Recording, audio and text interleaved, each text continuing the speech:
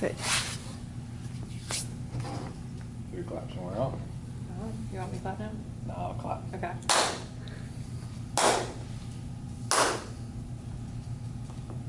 Brooke, introduce yourself. Hey, my name is Brooke Hursey. I'm 27 years old. I am from Wake Forest, North Carolina. Grew up, why did I say North Carolina? We're all from North Carolina. But grew up here my whole life. Live right at Grinnell County area, so went to community college here. So I've been in this area for most of my life, honestly. Where did you go to community college? Went to Advanced Greenville, went to nursing school there. And how'd that go?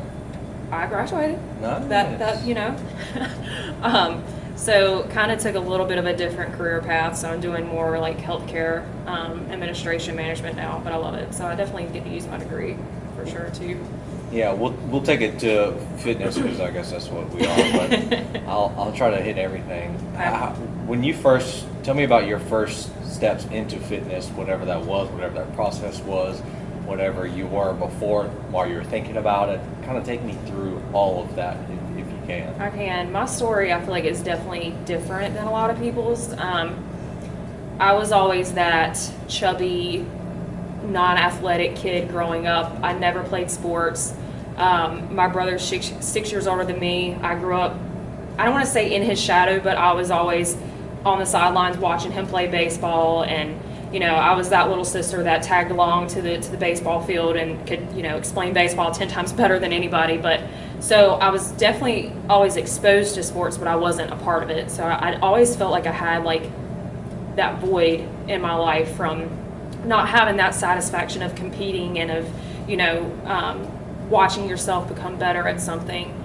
So honestly, I think I got like a workout DVD in like high school and I started doing it, and I had a lot of lower back issues when I was in high school and probably middle school. So started doing that, and then it just kind of progressed. And then I was in college, probably junior year, and a friend of mine was like, hey, do you want to come to the gym with me? Because I had been doing home workouts, I'd been running, I had an injury with running, so just kind of, you know, all over the place with it.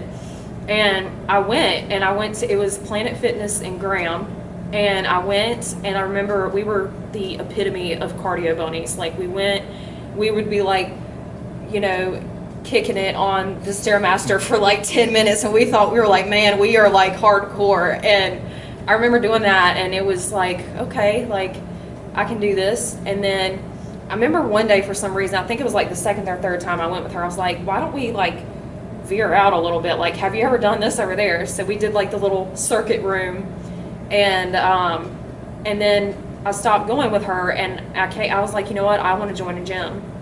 So I came home and joined a Planet Fitness out in Raleigh. So that was my first gym membership. So that was, gosh, probably 2016, somewhere in there. Went to that one for a good year or so, met some good friends that I worked out with.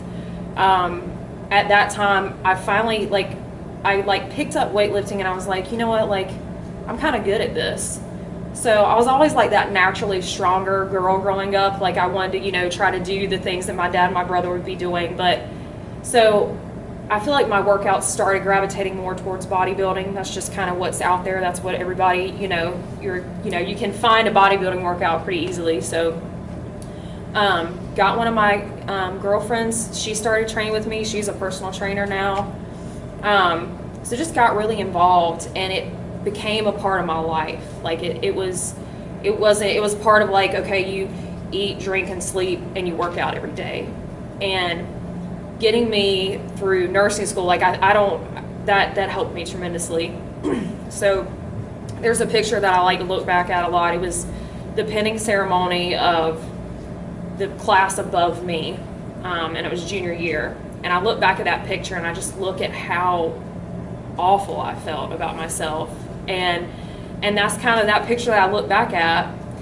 And quite honestly, I don't weigh much different than I did then, but my body composition has just changed like insane. So I'm probably like 10 pounds difference from like what my heaviest has been. So joined a gym. Then I started going to another Planet Fitness, just closer to the house, working out with friends. And then COVID, oh, nope, sorry. And then I joined Crunch Fitness because I felt like I had outgrown Planet. Like I just wasn't, I think everybody needs to go to Planet Fitness when they start. And then, because it's like nobody's judging you. It's really a judgment-free zone. Like everybody's doing just as badly as you are. It's fine. Like you can make a fool of yourself. And I did that. And then a friend was like, hey, let's go try out Crunch. So we went and tried out Crunch, and I was like, I went to being a big fish in a little pond to a big fish in a big pond or a little pond or whatever, how that goes. But, What? yeah, I think you know what I meant. Definitely went to being the low man on the totem pole for sure. And Crunch was really like probably my first like really experience with like people taking fitness seriously, and like people in there like were serious about what they were doing. Like, you know, you could tell there was the bodybuilders and, you know, definitely people who competed, and there's this old dude that would like always give me advice, and he used to compete. And so I was really like, I was in great shape, I was killing it, and then COVID hit. And COVID honestly was one of the lowest points in my life, and I don't think a lot of people realize that. You talking about yourself, or for yourself, or you think most people were at the lowest point in their life, Jen? Myself. Okay. Myself. Just with mental health, and I was furloughed for 2 months. The gym has always been like my outlet, like my sanity, like helping me like get, you know, any extra anxiety or anything out, and I lost all that. So I'm sitting at home for 2 months straight, just sitting, staring at the four walls. Everybody's like getting creative with these like home workouts, and I'm like, you know, doing, and I had to dig so deep to find like any motivation to do a home workout. I mean, I was blessed that I had, you know, I have a weight set at the house. Did I enjoy doing it? No. But so then a friend of mine was like, hey, Elite's open. I had come here years ago with a buddy of mine, and I came and I was like, this was it called the Road to Fitness then? I think it was Elite. Oh, okay, I do, okay. but I can't remember. But I think, no, it was Elite. It was Elite because you were here. I remember he would talk about you, but and I was like, this gym is not my vibe. Like this is not my speed. Like I was like, this is very garage gym. Like I'm used to like fancy commercial gym. Like everything's clean, and I was like, and so, you know, it had been a few years since I'd been here, and so I was like, okay, so we, not that it's not clean here, but everything's everything's that's like pristine, and you wipe everything down every 20 seconds. And so I came here, and I remember like, I hadn't been in a gym in probably months. I remember I have a picture, like, I think I took it right over here at this squat rack, and I was like, first time in the gym, and I have videos of that. And I did like my free little pass, and then I think I came in one day to join. You weren't here, and I called the number or whatever on the door, and I just all of a sudden I just joined. And to me at that time it was a very temporary fix. It was, you know, I had it at that time. I had 3 gym memberships. I had Planet, I had Crunch, and then I had Elite. And yeah, I was pretty hardcore into it. But this like became home to me, and this gym has brought me to places that I didn't even think I would not be where I'm at if I hadn't come to this gym. I would be a fraction of what I am now because of this gym. So, there's a lot of things I want to touch on. I tried to like pause. I feel like there's so much more that I can't get. Well, you can feel free to go on as long as you want. This is your story, and that's the thing. I want you to tell your story however it is you want to. Was there a point there where you almost got emotional talking about your transformation, or does it make you emotional sometimes? No, I don't. I want people. I think it really still does bother me because I feel like that's just where I was at as a kid, and just kind of the shape that I was in. I think. Tell me about that. Tell me about where you were as a kid, or what you felt like. I wasn't the attractive kid. I wasn't the popular one. I wasn't the girl that had all the boyfriends. I wasn't the girl that, you know, guys wanted to go out with, and I didn't play sports. like little things like when me and my girlfriends would go and try on clothes and stuff at the store, and like I'm like the biggest size, and like just things like that just kind of like stick out to me because I felt like I wasn't them. I wasn't a beanpole. I wasn't, you know, and I think part of me always will feel like I'm still that person deep down. And, but also I get to use that to help me reach other people and go, hey, like, this is where I came from. And I'm constantly showing people pictures of me. I'm like, this is what I used to look like. They can't believe it. They're like, that's not you. I'm like, yes, that was me. That was me. Yeah. So one thing I've noticed with you in here or with people is that you are very helpful and you are trying to help. And a part of that goes to basically what you were saying, how you felt before. And it's basically a blessing and a curse because because the curse is that you had to go through that and you had to feel those feelings. But the blessing part of that is it's motivation beyond no other, because you will always feel like that. And you know, some of us maybe in the deepest parts of our book we have the same thing. That's why we're so motivated. For sure. And you know, like I said, it can either be a super motivator like it is for you, or it can either be a super hinderer, and you can live in that box and live in that shell and not want to get better and just stay the same person forever and ever. And you use it for your benefit or you use it for your detriment. Yeah. Either way.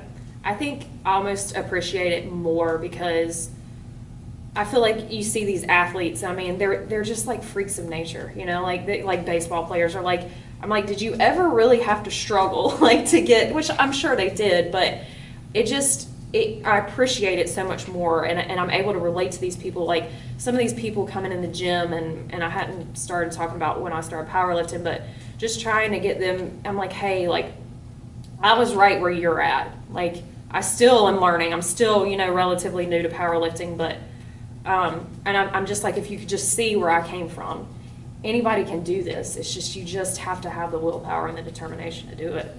Talk about a little bit about the sports growing up. Was there a reason you didn't play the sports, or was it just the way it worked out with your parents and brother? So as weird as it sounds, I was that homeschooler kid. I was homeschooled my entire life. I don't like talking about that because then people immediately put a label on you. Well, you can talk. I mean, as soon as I say that, people are like, "Oh, she's one of those." So, but I did my very best to like get rid of that. College pretty much took that out of me, and working in healthcare since like high school. But so my brother actually went to school his whole life. It was very strange, and so he started playing t-ball like at 4 years old. Yeah. Then when I was born, her mom was dying from cancer. And so she was like, I want to quit my job, take care of my mom, and stay home with Brooke. So she stayed home with me. So my brother, you know, he was in and out of Christian school, public school, went to South Granville a year, and then he ended up graduating from Wakefield. But my dad always wanted him in school to be with that exposure. Like, you know, you're going to a private school, you're not going to get like, you know, you're not going to get the college scouts or whatever looking at you. So he did end up going and playing college baseball. So I think I know because of that reason, that's why he stayed in there, is to get that exposure, because you're limited when you're in like private group baseball and whatever. So I don't know, it was just always normal for me. That was I appreciate getting to stay home. I got to travel a lot. I got to spend a lot of time with my grandparents who passed away a couple years ago. So I got to do a lot of things that I wouldn't have gotten to do if I didn't have that flexibility. So, yeah. Yeah, one thing I want to touch on a little bit as well is basically you go into Planet Fitness, right? It's your first time ever working about. Maybe if you can take us through those emotions of being a beginner somewhere, like you said, you recommend everybody to go to Planet Fitness, and learning or putting yourself out there to be, I guess, embarrassed or whatever it is, or to fail, or, you know, to take us through that mental gymnastics. I feel like at Planet Fitness, there's always going to be somebody doing worse than you. Like, as bad as that sounds, like, you can literally be like the most awful at working out, but there's going to be somebody across the gym and they're going to be like, whoa, like I'm not doing that bad. But, and I mean, it sucks that we view it that way, but I mean, we're always comparing ourselves, For you know, sure. we're like, oh man, I want to be able to deadlift, 600 pounds like Rick or whatever, but that's not going to happen. But so we're always, we always want to be better. I look back at videos, I'm like, Brooke, you were struggling. But yeah, it's, I remember that first day that we like branched out and like touched one of the weight machines. What was the thought process of when you said, let's branch out? What made you? I was like, have you done any of these machines at all? And she's like, yeah. And like, then we did the little circuit room at Planet Fitness. I don't know if you've been at Planet Fitness, you know what I'm talking about, but there's like these little stair steppers. There's like those all over in the room, and you just like have these little circuits that you like go and do for like a minute or whatever. And then there's this huge clock on the wall and you just follow the clock with the timer. But I think the first day that we like did, I want to say it was like a leg press. It wasn't like an official leg press. It was like a commercial gym leg press. I don't know why. I just remember that. And then I just was like, you know what? I love this gym scene. I love how it makes me feel mentally, physically, emotionally. And then that's just, for me, is just like, it just took off for me. We're in powerlifting now. That's our hobby. As far as, I guess people would do bodybuilding or CrossFit, or you have some type of, I don't know, there's subsections because there is Niche. Yeah, and it gives you like a guideline to follow, right? Yeah. And so powerlifting has its guideline. It has the squat, the bench, and the deadlift, and then basically you work around that as well. Take me through what that process was of getting into your first powerlifting meet, how you feel about the sport now, where do you want to go in the future with it? Yeah. First, I think, I'll never forget, I was in here working out one night, and one of the guys was like, you kind of are kind of like a power lifter. And at that point, I didn't really have labeled myself as one. And I was like, you know what? Like, I got to thinking about it. I'm like, I kind of am. Like, I always have kind of wanted to see how far I could go, or how heavy I could lift. And I felt the most like gratified when I would hit like this super heavy weight. I didn't need to hit it for 10 reps. I was fine with that, And so I was like, you know what? Like, okay, I'm a power lifter. So that was kind of it. But, and just being in this gym, I probably talk about this gym to people multiple times a week, that like random people, like, and they're like, well, where do you go? And people that I've met through powerlifting, I'm like, this gym is like a gold mine. That's what I call it, a gold mine, because there's so much talent in this gym. It's insane. You will meet people here and be exposed to things here that you're not going to find anywhere else. I wouldn't have even dared to step on a platform if I had never started coming here. So how I got into powerlifting, I was like, okay, so I think I did the New Year, New Me with the gym, okay? And then we did our own powerlifting meet. And so that's when I met my coach, Dustin Raymer, best guy ever. And we did a mock meet. Me and him did it here, and that was in October, I want to say, I don't even know what year that was. I kind of knew going into this meet that I knew I already wanted more. I think I literally told people, I was like, you know what, like, I'm pretty sure I want to do a competition. I'm going to do this and see how it goes, and that was it. And that was it for me. Like, I was like, okay, I'm kind of good at this. Not great, but I enjoy it. I'm built for it. And so after that happened, we did the meet, and I was constantly back and forth for weeks, probably months. Like, I really want to do a competition, and Rick and Teresa really kind of helped me. They were just like, just do it. And I was so lost, like, and I was talking to Dustin, and like, so I joined USPA, signed up for my first meet, which was September of this year, actually, September 3rd. So Yeah, I did the New Year, New Me. I did the Elite Games. Then I did, and then I did the mock powerlifting meet and the actual powerlifting meet here in 1 year. I just literally, I have anything that anybody has thrown at me at this gym, I'm like, let's do it.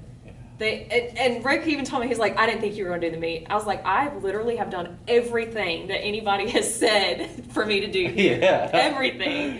Yeah. So, and then, so powerlifting, I am signed up for my second meet. It's coming up March 25th. I just finished week 5 of my prep tonight. So. What is the prep? What's the program? Kind of how do you? I know Dustin is your coach, but I guess put your spin on basically how he does his coaching. What's your routine? What kind of things are you trying to eat regularly? Do you try to eat healthy? Do you kind of whatever? Is it half and half? Is your sleep schedule with your work schedule? Because it's a major thing you're invested in, because these workouts, I know they can be long. Yeah. Sometimes you got to do multiple compound movements in a night, and especially when you're doing 5 sets of whatever, it just takes a long time. Powerlifting workouts, depending on what phase you're in, especially I feel like more when you're peaking and you're, taking, people joke like you take a major break between sets, but I mean, you kind of have to. Yeah. So it's 16 weeks right now. That doesn't include competition week. So I started, I think, first week in December, somewhere in there. So I strictly am only allowed to lift 4 days a week. Because you will lift every day of the week if you had. Mentally, I would love to, but I also put that unnecessary pressure on myself. So I am a very scheduled person. If something breaks my schedule, I'm not here for it. So I lift Monday, Tuesday, Thursday, Friday. Sometimes I'll give myself a little grace period, like I'm in here tonight on a Saturday if I missed a day, because I've been traveling with work back and forth. And then if I do an extra day, it cannot be it can be you can walk on the treadmill and that's it. Dustin will call you out. If I've mistakenly done an extra rep, he'll respond and be like, you did too many reps. He knows my program probably better than I do. So Mondays are squat days. Everybody probably knows my schedule because it's so it's just the same every single week. Tuesdays are bench. I hate bench. It's my worst lift. I could not do a bench the rest of my life and be happy with it. Thursdays are deadlift days. Say squats and deads are my favorites. Obviously, there's only 2 lifts left, but and then so on my 4th day, he's kind of changing it up. I'll either do an overhead press day, or the past 2 weeks I've done an SBD day. So I've done my squat, my deads, and my bench. Just no accessory work, just doing the main lift. So that's what I did tonight. So as far as diet and everything, I'm actually competing in a lower weight class this time. So I'm competing in about 20 pounds less. So I'm teetering, probably lost about 10 pounds or so. The problem is, and Dustin helped put this into perspective for me, because of how I train, I'll just eat, and just keep gaining weight. And so at some point I'm okay, it was almost I was getting so big, it was affecting my workout, because it's not always healthy big.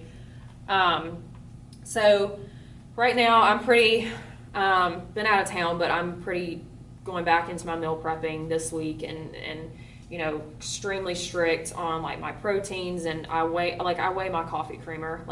These are the things that people don't see that go into this, and so I'm trying to do that. I'll be in the 67.5 kilogram class versus in September I was in the 75 kilograms. So the heavier the weight you can lift at the lower the body weight, you'll be more competitive. So essentially, I could be more competitive at this meet with the dot system of how they score in powerlifting. That's how they base it upon. So, goal for this meet is either hit my same exact numbers that I did, or personally, my goal is to hit higher. I feel like I can. I got the first meet out of the way, got my nerves out of the way. Dustin literally ran the show. I wasn't allowed to tell them any numbers. I never even walked over to that number table once. He was like, I'm going to take care of the numbers. You don't do anything. And I got so frustrated because I was like, Dustin, like, come on, man, like, let me do this. But I look back now and I would have been so discouraged if I had gone up and been like, yep, I'm going to start out deadlifting, 285. And if I had tanked on every single lift, it would have probably like really just like destroyed me. So I got my official numbers now. So I only have one set of PRs, and that's from the meet. So anything in the gym, it doesn't count. So it does not count in powerlifting. So we're going to see how this goes. You were mentioning before about mental health and how working out affects your mental health. That's one of the major things I try to tell people, because people sometimes can be so goal oriented as far as, I'm not saying it's a bad thing, but weight lifted or pounds lost or pounds gained or how fast they ran or whatever. If you could touch on maybe the mental health aspect and how it makes you feel every day just getting your workout in. Yeah. I'm not even exaggerating. I wake up in the morning and I am already thinking about working out that night. Like, I'm thinking about when I get to come to the gym. Like, I look forward to working out that much. Like, this is like my happy place. I don't like to come at a different time, because then like my people aren't here. Like, we have our group of people here at night, and I like consistency. I like being on a schedule, and it's just, you can come in here, you can have the most awful day at work, you can want to punch a wall, you can go outside and punch some punching bag. I've done that plenty of times too, but you can come in here and slam some weight around. Nobody's judging you. Like, it's totally normal. But yeah, it just, for me, I learned a long time ago, one of my doctors was like, hey, like, anxiety is extra adrenaline in your body. So she said exercising exhausts that adrenaline out. So then anxiety doesn't have like a fuel source. And that has literally stuck with me for years, because that's why after a workout, you don't have the energy to be anxious. You don't have the energy to be like, oh my gosh, what am I going to do? Like, it's like, I don't know, it's like taking a happy pill. And you just, like, I can be having the worst day, and then I will leave here and like I can think so much more clearly. I'm exhausted, but it's like my sanity's back, kind of sort of thing. And I think mental health is something that people don't talk about enough, like how much the gym helps it. Yes, it helps you physically, but what is it doing for you mentally, Yeah, I've told a person one time, anxiety is like jet fuel for productivity. Yeah. Because there's been times where I've been anxious about an event or something I have, and I just noticed that day I could just get so much done because I'm so anxious, I'm so anxiety ridden, and then you get the stuff done, and then you work out. Like, I would use my workouts for those moments of my life. I still do it for that as well. But what happens if you don't work out for like a week or two? How do you feel after that? It's like I said, I'm a very scheduled person. So I've traveled the past 2 weeks for work, had to go to a different gym.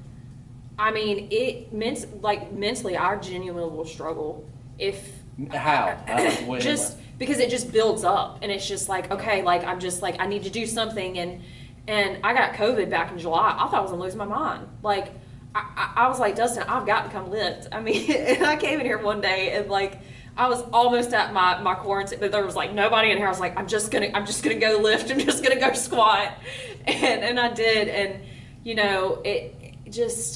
it's like my therapy. It's my me time. It's just, if you told me tomorrow I could never go to the gym again, like I don't even know what I would do with myself.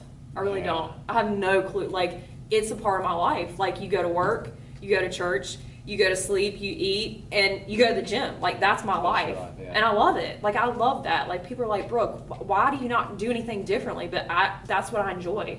Like, routine is good for me, and I'm happy. I'm happy being in here on New Year's Eve. Like, that's just, it's happy for me. Yeah, one of the things that'll happen to me too is if I don't work out for, like, I normally do Monday, Wednesday, Friday, and Sunday, so I do every other day. And like, my neck will get so tight if I don't work out, or stress will build up, and I'm like, yo, I gotta to work out. This is stress. Trina, she's like, Brooke, you carry so much stress in your upper body. Yeah. It's so messed up. Well, you're very successful in your job and your career as well. I'm trying.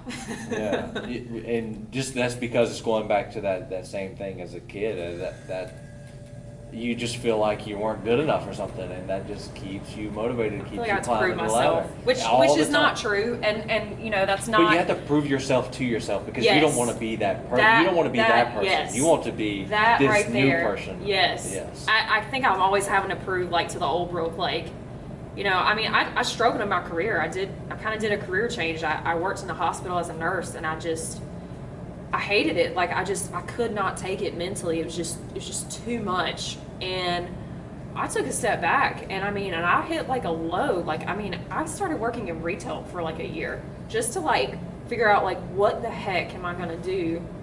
And then I started my job now. Thought it was kind of like a temporary thing. And now, I mean, I'm helping manage one of the top offices in the country. And I mean, I've earned every single thing. Like nothing was handed to me. Nothing in life has been handed to me. Like it's from determination and you know, seeing my dad and how hard he works. And my dad growing up, he's always worked about 50 hours a week minimum. And that's all that I know. So I work, you know, 40 plus hours a week, come in here, train 4 days a week, probably 8 hours, and that's all that I know how to do. Like I can't not do. So let's get into your future a little bit. I know it involves powerlifting, but what are some future goals? What are some future things? Maybe some, if there is any new territory you want to enter or thinking about entering, or take me to your future. What's Brooke going to be like in 5 years? Definitely want to still be powerlifting. Definitely probably still be here. And it's funny though, because I did think about like, oh, I should go back to my old gym, and going these past 2 weeks I went to the same type of gym, I went to Crunch. I was like, oh my gosh, it was awful. It was absolutely Why? It was just like, it was like a circus. Like there's people walking around in their pajamas.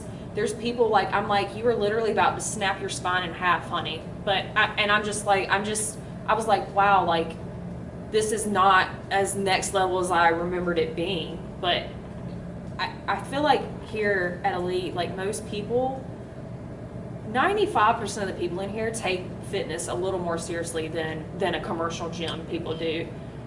Most of these people here are above average in shape or in strength, or I mean, look at Teresa. Or like, I would say in desire. Yeah, like I mean, and the thing is, we all want the same thing. So it's not, you know, you don't have homie over here who's, you know, just sitting on his phone on the leg press in his PJs for 30 minutes. Like everybody in here, like, yeah, there's people in here that struggle, that aren't great, but you see that like they have that drive, like, and they look at different people, and you know, like people here, like if you're new, like I want to talk to you. I don't want you to feel like you can't, you know. I want you to, because once again, I see the old Brooke. I see it in other people all the time, and I'm not anything special. That's the thing that I can't get people, like, I'm not special. I just put in the work. It's not overnight. Right. It's not. And one of the things when you see the new people come in here, and that's good about a tight-knit community like we are, is that when you see that person that's nervous about coming to a place that's full of people that know exactly what they're doing, what we can do is we can put you in the fast lane. Instead of taking those 3 years or whatever at Planet Fitness or Crunch Fitness, you want to learn how to deadlift today? We can teach you right now. Yeah. And we will. I have. You will.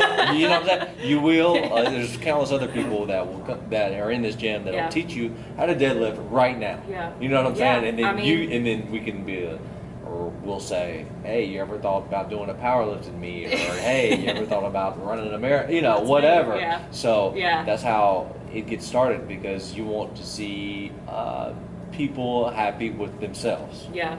I honestly, so I've got the twins and Megan. They're all about to do their first powerlifting meet with me in March, and I tell them all the time, I'm like, look, I don't walk around to everybody in here and go, hey, you should do a powerlifting meet. If I didn't think you couldn't do it, I wouldn't tell you. I don't go, like, that's just not, I'm not going to give you false hype over something that I don't think you're going to enjoy. So I just try to encourage them. They're doing a fantastic job. They're training Dustin. So Dustin's got 4 of us in this meet coming up. I wouldn't be where I'm at without that guy. Like, shout out to the powerlifting. He is, like, when he was on the podcast, I'm like, okay, we need to keep him under the radar. Too many people cannot find out about him because he's my coach and you can't have him. But yeah, he's been great for me. Going back to in the future, I mean, I still want to be lifting. I know, my life, if I settle down, I have kids and everything, my gym life may change.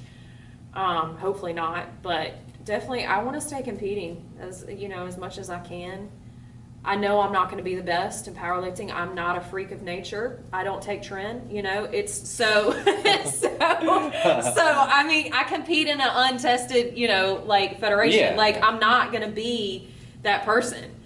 But if I get desperate enough, but you really want to be, you really want to get pumped up. Yeah, you'll be like, oh my gosh, you'll know. Trust me, you'll know. But no, and I have personal numbers like I want to beat. I accepted a long time ago. I'm not the best. I don't want to be the worst at each meet, but I just want to be better than who I was, and that's it for me. I know I'm not going to go out there and deadlift 500 pounds like some of these women, like freaking hulks over here. I'm just, that's not me. But my biggest goal right now in deadlifting is I want to hit 300 pounds. Doesn't sound like a lot, but to me it's like, okay, that's heavy. That's gotta be more than like 97% of women. I don't know, but you got to think about it. I'm used to powerlifting atmosphere. Well, for sure. So it's like I'm the weak link, but the elite of the elite. But yeah, so.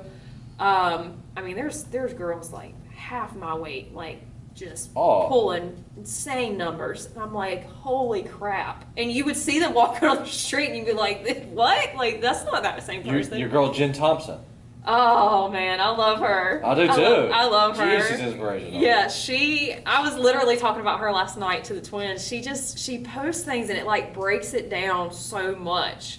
Like, she posted this week, she has a string set across. I don't know if you saw it. I did see it. She had it across her bar or her squat rack, and she knew when the string went down and dipped that she had hit depth. I'm like, something that simple, but I mean, it's mind blowing. Like, she's like your typical soccer mom in her 40s, sure. Probably drives a minivan, but she can come in here and probably outlift like 75% of the men. Yes. Like, truly, like, yes. And she's definitely natural. Like, I mean, she's not, and you just right. like, holy crap, like, she's a freak. She is a freak. It's very impressive to see. She is insane. She's insane. I admire her a lot. Yeah. What was the one thing I was about to ask you?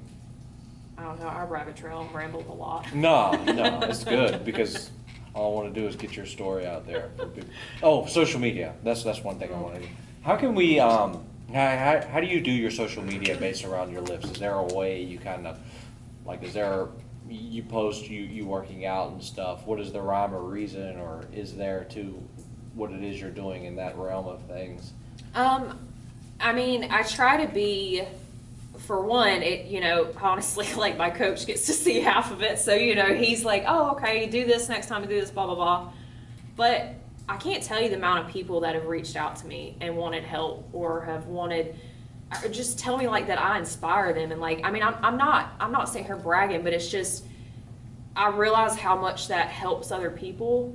And, I've had people light me up saying, you shouldn't be doing that. And you shouldn't be trying to put that much pressure and attention on yourself, but it helps a lot of people too in return. And I am so like, I'm not going to be that person that just, makes one post in their whole life on Instagram. Like, I want people to know me.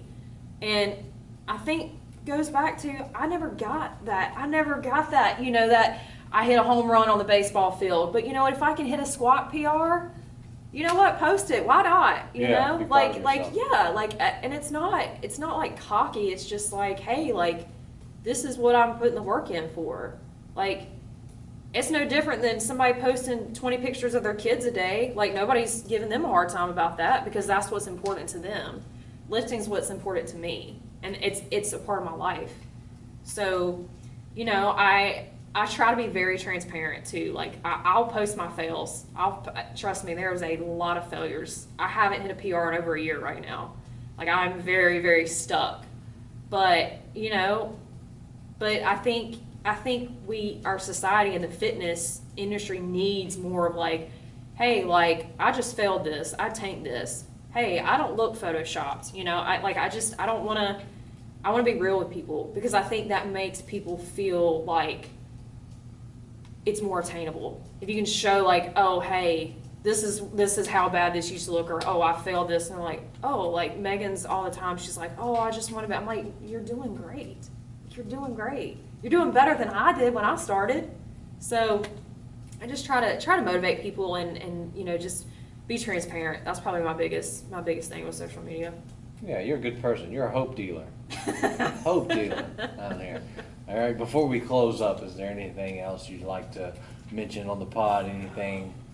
Thank you for letting me do it. I was so excited when you asked me. I was like, yes. Yeah. Well, I'm glad you are too, because at the heart of it, like I said, you're dealing hope to people and you're helping people out and you're being real on social media. You post your failures, you post the good days, the bad days, and that's what people need. People need some hope, and they need to understand that not every day is sunshine and rainbows. There are going to be storms, there are going to be rains, but if you just keep going, you'll eventually get to, you know, shoot for the moon and aim at the stars, right? That's what they say. So you keep doing that, and I wanted to give that a voice. Hopefully it'll inspire somebody else. That's why I do this. I put it love out these there. podcasts. Yeah, it's so much fun. Like, you get to see a side of people like, hey, we don't get to sit here and talk for an hour working out every night, but you get to see, like, I mean, it's motivational for me. Like, and it gives people the background of their story. Maybe, for instance, let's just go with somebody else. Let's say this person, maybe they don't understand this person, right? But you hear their story and where they come from. It's like, oh, it makes sense that why they are the way they are. Yeah. And maybe if I just understood that and, you know, had some sympathy, and this goes to the religion thing too, right? If I just had some grace, you know, I would be more, I guess, graceful with them. I would give them grace. It's easy to point fingers. It is, because but you got 4 pointing back at yourself. But yeah, do you want that finger pointed back at you? That's the question. And it's like, I don't. So I try to be like understanding of everybody in every situation, and because there is cause and effect. Something happens to somebody's life, it affects them in a way later on in their life. I mean, I feel like the gym, you kind of catch the worst of everybody. Like, you think about it, like, I mean, everybody is just coming like with an empty cup, like literally at the end of the day. Like, Todd is always making fun of me. He's like, smile, and I'm like, I really don't even have any motivation to smile right now. I hate everybody. Don't talk to me. Don't breathe. Just maybe catch me at the end of the workout. Right? No, but once I get going, like, and I get around my people, I'm like, okay, like, it's okay. Like, the bad part of the day's over. Yeah, there's some people that come in the gym where it's like, I try not to speak to them until they're in here like 10 or 15 minutes. You know what I'm saying? Just because I know people, I'm like, all right, they're coming in from work. They don't really want. You can just see that look on their face, like, oh, I just got from work. And I mean, so you got to give them 15 minutes to kind of settle in and be like, okay, you're here now. You're not at work. Yeah, I mean, it's like you have to like switch hats. Yeah, like, you do, and like, oh, okay, these people are my friends. Like, they're not my employees, and I don't have to like wear the boss's hat, and so. But thanks for doing it. Thanks for sharing your story. Hopefully it'll inspire others to get in the gym and understand how much it helps you and I out. It's your story, so more specifically you, and maybe we'll do it again once I get everybody, you know. Yeah, let's do a part 2. Yeah, we'll do a part 2. Thanks, Brooke. Cool. Thank you. What? You clap studio? Yeah. What was that? I'm always right around like 40.